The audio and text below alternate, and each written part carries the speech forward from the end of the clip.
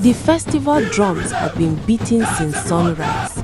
By nightfall, the village square throbbed with life, laughter, trade, and restless movement.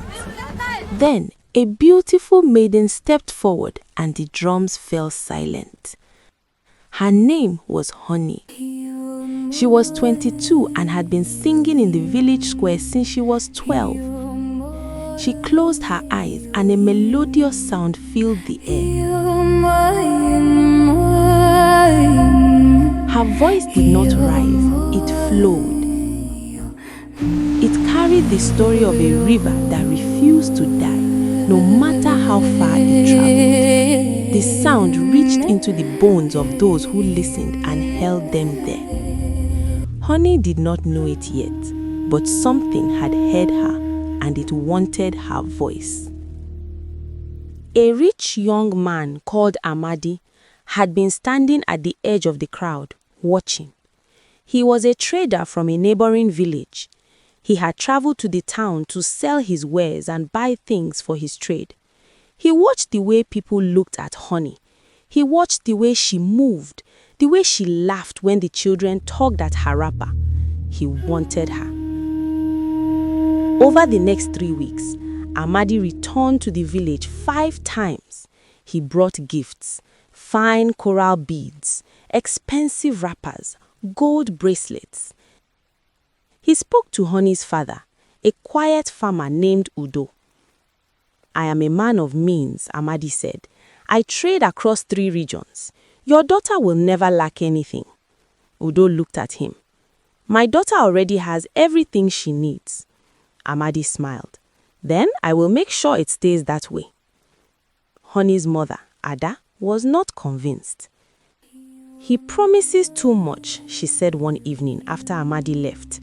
"Men who promise the moon rarely deliver even a star." But Honey was in love. Amadi was handsome, rich, and generous. He showered her with gifts and praises, promised her the world and beyond. She believed him. The entire village gathered to watch Honey become a wife. She stood radiant beneath the weight of coral beads and gold-threaded cloth. It was the happiest day of her life. For the first few months, Honey was happy. Amadi's compound was much bigger than her father's. He bought her new wrappers, fed her well, always told her how beautiful she was. Every evening after they ate, they sat under the moonlight and she would sing for him. They were in love. But slowly, things began to shift. One evening, Honey mentioned that she wanted to perform in the village square during the upcoming harvest festival. But Amadi declined coldly. "You are my wife now. Your voice belongs to me.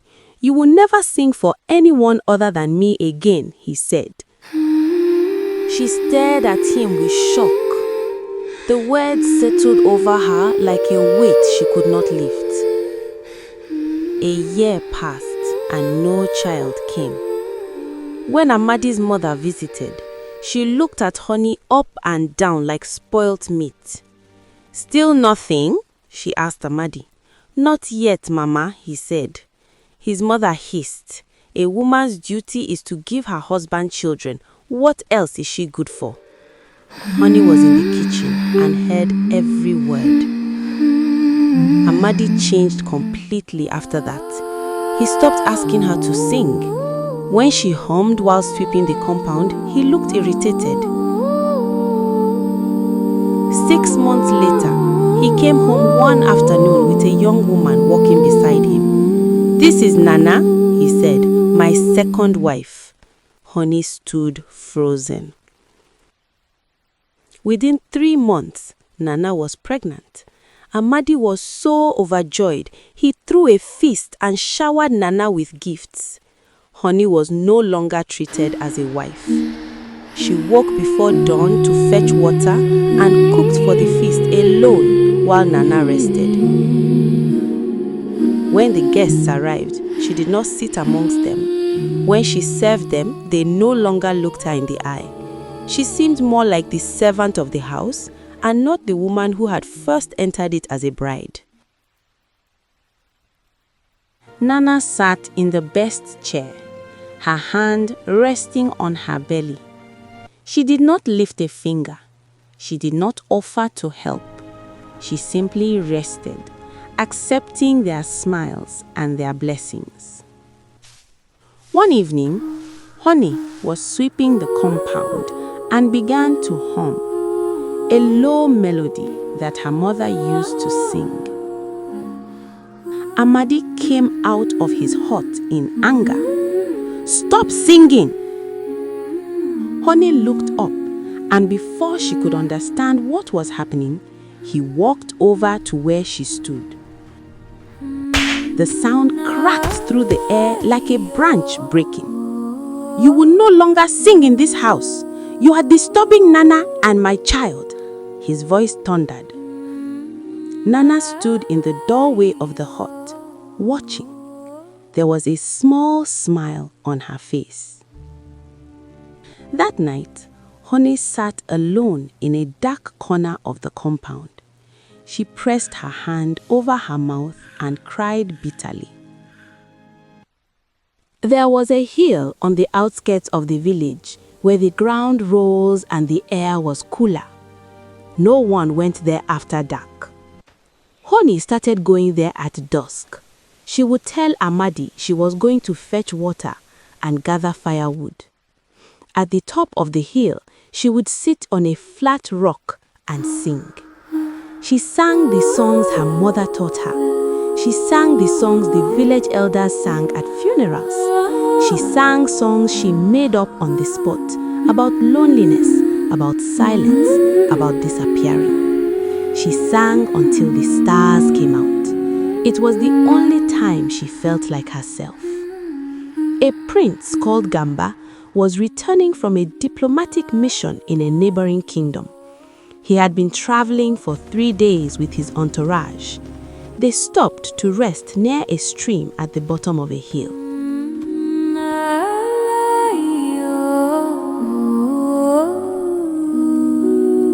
That was when he heard it. Honey's song drifting down the hill, soft, aching and alive. Gamba said, "Find whoever is making that sound." The guards climbed the hill and found her. She stopped singing, her heart hammering. Prince Gamba appeared behind them. He looked at her like one would look at a miracle. What is your name? He asked. "Honey, I am Prince Gamba." She knew who he was. Everyone knew the crown prince. Will you sing for me? He asked softly. She hesitated. "I can't, my prince. I'm forbidden." Prince Gamba sat down on the ground about 10 feet away. "Then sing for yourself. Sing for the rocks and the trees. I will just be here." She looked at him for a moment. Then she closed her eyes and sang. When she finished, the silence felt heavier than the song. Gamba stared at her with damp eyes. "I have traveled and heard the finest voices in the world. None of them has touched me the way yours did," he said softly. He stood. "Please come back tomorrow. I'll be here to listen again." She came back the next evening and the next. Gamba sat quietly and watched her sing. He didn't ask her about the fading bruise on her cheek or why she only sang on hilltops. He simply listened. On the 3rd evening, after she finished singing, he spoke to her. "You are sad." Honey did not deny it. "Honey, I just want you to know, your voice is a gift. It is not something to hide." Honey felt the knot in her chest loosen. She felt lighter. For 2 weeks, they met on the hilltop. They talked about the little things, His travels, her childhood memories, the way the stars looked different from the top of the hill. He listened to her stories, laughed with her. For the first time in years, Honey was happy. She hummed while she walked, she spoke more, laughed more. Light returned to her eyes. Nana noticed. One evening, she saw Honey leaving the compound with an empty water pot. She followed her. Instead of heading to the stream, Honey turned and went towards the hill. Nana hid and watched as Honey climbed the hill. She watched as a man appeared. She watched them talk and laugh. Nana did not wait to see more. She turned and ran back to the compound as fast as her legs could carry her. Amadi was sitting outside the hut, chewing kola nuts. Honey has a boyfriend. She meets him every evening on the hilltop. She sings for him and they hug and kiss. I saw them with my own eyes this evening. He stood up in shock. He was seething. Honey returned an hour later, an empty water pot balanced on her head. Amadi was waiting. "Where are you coming from?" his voice thundered. Honey cried out and fell to her knees. You think I'm a fool, Abi? You think I don't know what you are doing? My husband, it's not what you think. He picked up a stick from the floor. Nana stood in the doorway of her hut, watching, a small wicked smile on her face. When Amadi finally stopped, Honey was curled on the ground, gasping, crying softly. He took her across the compound to the small storage room at the back, where they kept old tools and broken pots, shoved her inside and locked the door with a padlock. By the time Amadi was done, Honey lay on the dirty floor, her body screaming with pain. She tried to speak, but no sound came. Days passed, and Honey lost track of time. The room was stuffy and dark. She was given a bowl of water and scraps of food by Nana once a day, shoved through a small gap at the bottom of the door. She tried to sing, just to hear her own voice, but it came out cracked and broken, so she cried instead. On the 7th day, Amadi called the village elders to his compound. "My loving wife Honey has died," he said. His voice was solemn. "She has been sick for a while. She finally gave up." The elders were shocked. One of them asked, "Where is her body?" "We buried her already in the back," Amadi said. They thought it was strange, but nobody said anything. They offered their condolences and sent word to Honey's parents. Her parents were inconsolable. The village mourned their beautiful Nightingale. Honey was still locked in the dark storeroom, unaware of it all. There was a young housemaid in Amadi's household. Her name was Tambo. She was 16 and very quiet, the kind of person people forgot was in the room. But Honey had always been kind to her. When Nana screamed at Tambo, Honey would plead on her behalf. Once, when Tambo was sick and could not work, Honey had done her chores and brought her food. Tambo remembered. So, when Amadi locked Honey in the storage room, Tambo would wait until everyone was asleep and bring her extra food, a piece of yam or a boiled egg. She knew Honey would not survive for long if she stayed locked up in that room. One night, she whispered through the gap in the door, "Don't give up. I will find help." Honey was too weak to respond. That night, Tambo sneaked out of the compound. Prince Gamba waited on the hilltop for days on end. He would wait till midnight, yet Honey never came. He knew something was wrong. He went into the village and asked an old woman selling plantains. "Good day, ma. Do you know a woman named Honey? She's a singer." The woman's face fell.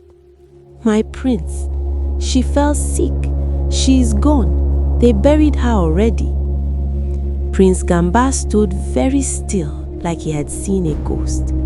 His heart broke into 1,000 pieces. "Where is she buried?" he asked in a shaking voice. "I don't know, my prince. Her family took care of it." He thanked her and walked away. He asked 3 more people. They all gave the same answer, but no one could tell him where she was buried. Something about it did not sit right. Honey had been healthy. She had been singing just a week ago. The words that she was dead did not feel true to the prince.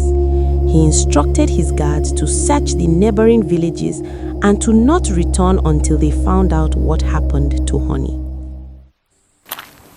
Tambo walked for 2 days. She knew the prince had been searching for Honey. She heard the guards asking questions in the village. She followed them from a safe distance. By the time they reached the camp, her feet were blistered and sore. She collapsed in front of the guards. "I need to speak to the prince." They brought her to him. Tambo told him everything. How Nana accused Honey of cheating on Amadi. How he beat Honey up and locked her in a dark room. How he lied about her death.